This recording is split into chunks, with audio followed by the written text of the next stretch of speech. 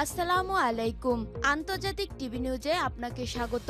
শুরুতেই জানাবো আমাদের হাতে থাকা সর্বশেষ গুরুত্বপূর্ণ আপডেট যুদ্ধের সংবাদ, এরপর বিস্তারিত। বাংলাদেশের সর্বশেষ গুরুত্বপূর্ণ আপডেট সংবাদে আপনাকে স্বাগত। শুরুতেই সংবাদ শিরোনাম, পরে বিস্তারিত। প্রথমেই জানাবো আমাদের হাতে থাকা সর্বশেষ গুরুত্বপূর্ণ সবথেকে তাজা আপডেট সংবাদ। ভারত বিরোধিতার কারণে গোলাম আজম শহীদ হয়েছেন বললেন ব্রিগেডিয়ার আজমি। ভারতীয় আধিপত্যবাদ বিরোধিতার কারণে অধ্যাপক গোলাম আজম শহীদ হয়েছেন বলে দাবি করেছেন তার মেজ ছেলে ব্রিগেডিয়ার জেনারেল অবসরপ্রাপ্ত আবদুল্লাহ হিল আমান আজমি। আজ অধ্যাপক গোলাম আজমের একাদশ শাহাদাত বার্ষিকী উপলক্ষে জাতীয় বিপ্লবী পরিষদ আয়োজিত দোয়া মাহফিলে প্রধান অতিথির বক্তৃতায় তিনি এসব কথা বলেন। এরপর জানাবো এনসিপিতে আছেন নাসির উদ্দিন পাটোয়ারি, পদত্যাগের খবর গুজব। জাতীয় নাগরিক পার্টি এনসিপির মুখ্য সমন্বয়ক নাসির উদ্দিন পাটোয়ারি দল থেকে পদত্যাগের গুঞ্জন উঠেছে, তবে দল নিশ্চিত করেছেন যে তিনি এখনও এনসিপির সঙ্গেই আছেন এবং তার পদত্যাগ বা দল থেকে অব্যাহতির কোনো ঘটনাই ঘটেনি। এটি মিথ্যা এবং ভিত্তিহীন গুজব।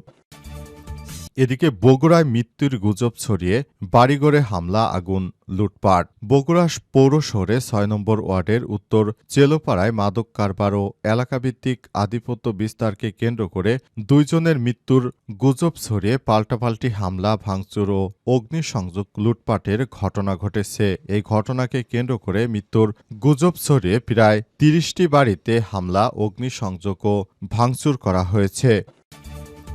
জানাবো কাপ্তাই সেনাবাহিনীর উদ্যোগে বিনামূল্যে চিকিৎসা সেবা।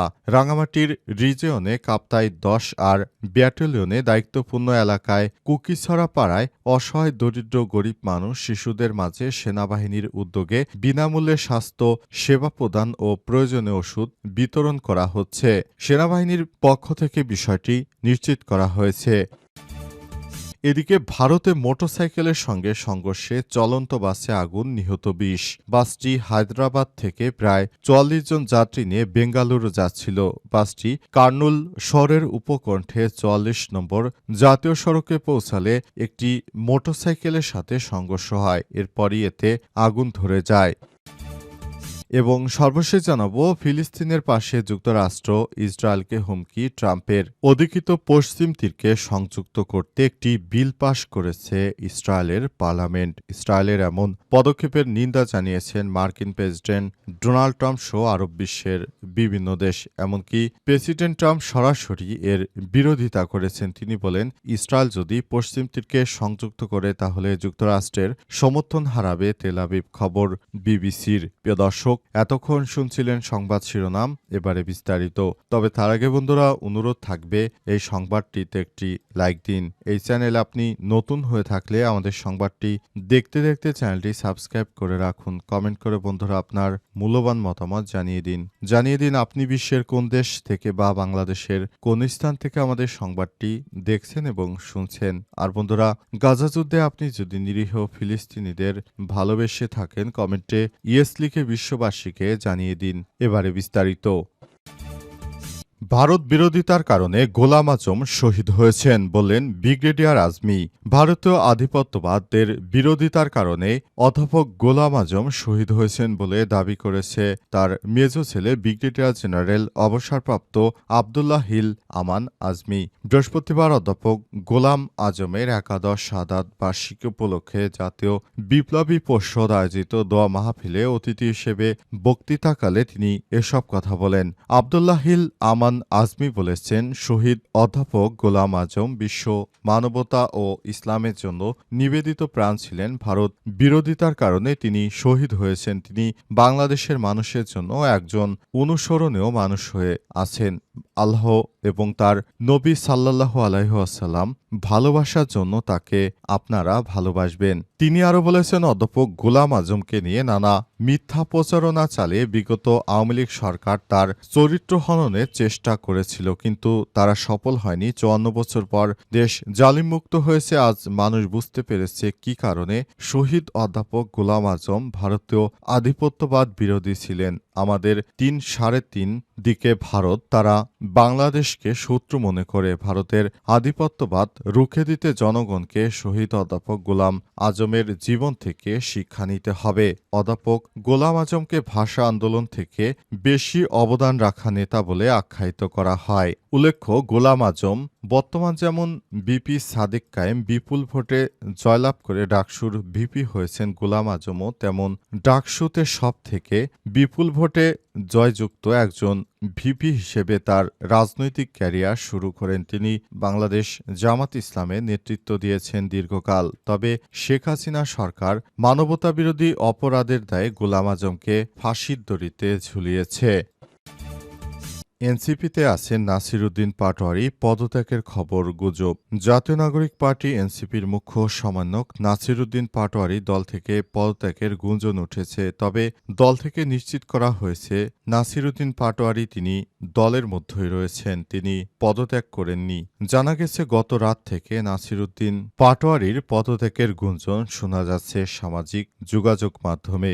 বিভিন্ন সামাজিক যোগাযোগ মাধ্যমে বিষয়টি ছড়িয়ে পড়েছে। সেখানে দেখা যাচ্ছে নাসির উদ্দিন পাটোয়ারি নাকি জাতীয় নাগরিক পার্টি এনসিপির থেকে পদত্যাগ করেছে। তবে সাংবাদিকরা যদি জাতীয় নাগরিক পার্টির কার্যালয়ে গিয়ে তাদের বড় নেতাদের সঙ্গে আলাপ আলোচনার পর তারা নিশ্চিত করেছেন আসলে জাতীয় নাগরিক পার্টি এনসিপির নেতা নাসির উদ্দিন পাটোয়ারি তিনি পদত্যাগ করেননি, তিনি এখনও জাতীয় নাগরিক পার্টিতেই বহাল আছেন। কোন একটি দুষ্টু চক্র তার বিরুদ্ধে এই ধরনের প্রোপাগান্ডা ছড়িয়ে জাতীয় নাগরিক পার্টি থেকে নাসির উদ্দিন পাটোয়ারি পদত্যাগ করেছেন এসব কথা বলা হচ্ছে। তবে তিনি পদত্যাগ করেননি, তিনি তার শপথেই বহাল রয়েছেন বলে নিশ্চিত করা হয়েছে।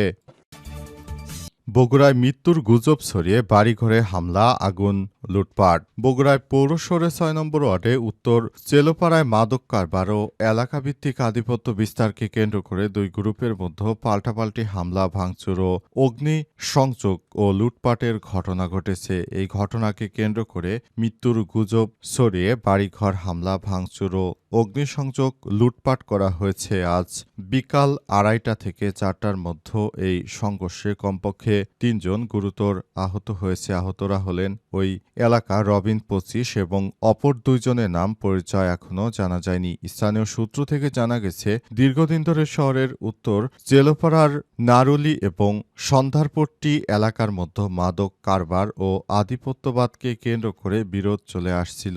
বৃহস্পতিবার দুপুরে নারুলি এলাকার কয়েকজন যুবক বটতলার মোড়ে সন্ধানপট্টির ৩ যুবককে ধারালো অস্ত্র দিয়ে কুপিয়ে গুরুতর জখম করে আহতদের উদ্ধার করে শহীদ জিয়াউর রহমান মেডিকেল কলেজ হাসপাতালে ভর্তি করা হয়। কিছুক্ষণ পর আহতদের মধ্যে ২ জন মারা গেছেন এমন গুজব ছড়িয়ে পড়লে সন্ধ্যার পট্টি এলাকায় প্রায় শতাধিক মানুষ দেশীয় অস্ত্রশস্ত্র নিয়ে নারুলি এলাকায় হামলা চালায়। এ সময় অন্তত ৩০টি বাড়িতে ভাঙচুর, ৪টি বাড়িতে প্রায় ২০ ঘরে অগ্নিসংযোগ ও লুটপাট চালানো হয়। খবর পেয়ে ফায়ার সার্ভিস ও সিভিল ডিফেন্সের ২টি ইউনিট এবং সদর থানা ডিবি পুলিশ ঘটনাস্থলে পৌঁছলে পরিস্থিতি নিয়ন্ত্রণে আনে। ফায়ার সার্ভিসের কর্মীরা প্রায় ১ ঘণ্টা চেষ্টায় আগুন নেভায়। এলাকায় অতিরিক্ত পুলিশ, সেনাবাহিনীর টহল জোরদার করা হয়েছে। কাপ্তাই সেনাবাহিনীর উদ্যোগে বিনামূল্যে চিকিৎসা সেবা। রাঙামাটির রিজন কাপ্তাই ১০ আর.ই ব্যাটালিয়নে দায়িত্বপূর্ণ এলাকায় কুকিছড়া পাড়ায় অসহায় দরিদ্র গরিব মানুষদের সেনাবাহিনীর পক্ষ থেকে বিনামূল্যে চিকিৎসা সরঞ্জাম, চিকিৎসা সহায়তা, খাদ্যদ্রব্য, মিঠা পানি এবং জীবনধারণের জন্য প্রয়োজনীয় সব ব্যবস্থা গ্রহণ করেছে সেনাবাহিনী। সেখানে পাহাড়িদের বাংলাদেশ সেনাবাহিনীর পক্ষ থেকে অনেক সহায়তা দেওয়া হয়ে থাকে। এমনিতেই পাহাড়ে সেনাবাহিনীর সদস্যরা পাহাড়িদের প্রতিনিয়ত সহায়তা করে আসছে। তারা পাহাড়ে মানুষের পানি পরিবহনের জন্য রাস্তা তৈরি করে দিয়েছে বাংলাদেশ সেনাবাহিনী। এছাড়াও সেখানে প্রতিনিয়ত তাদের উন্নতমানের চিকিৎসা দিচ্ছে বাংলাদেশ সেনাবাহিনী। পাশাপাশি সেনাবাহিনীরা যেসব খাবার খায় সেসব খাবার থেকেও উপজাতিদের খাবার দিয়ে থাকে বাংলাদেশ সেনাবাহিনীর সদস্যরা। তাদেরকে বিদেশি ওষুধ এবং দেশের মধ্যে সবথেকে ভালো ওষুধপত্র দিয়েও এই উপজাতিদের সর্বোচ্চ সহায়তা করে থাকে বাংলাদেশ সেনাবাহিনী। তারই ধারাবাহিকতা সহায়তায় তারা মেডিকেল ক্যাম্প খুলে এই রাঙামাটির উপজাতিদের সর্বোচ্চ ভালো মানের সুচিকিৎসা দিচ্ছে বাংলাদেশ সেনাবাহিনী। সেনাবাহিনীর একটি সূত্র থেকে বিষয়টি নিশ্চিত করা হয়েছে। সেখানে ঘুরে দেখা গেছে পাহাড়ের যে সব দরিদ্র জনগোষ্ঠী রয়েছে বা বড়লোক যে কোনো জনগোষ্ঠীর সব মানুষই সেখানে সেনাবাহিনীর কাছ থেকে এসে সহায়তা এবং চিকিৎসা গ্রহণ করছে। সেনাবাহিনীর প্রধানের দিক নির্দেশনায় সেখানে তাদেরকে উন্নত মানের চিকিৎসা দেওয়া হচ্ছে।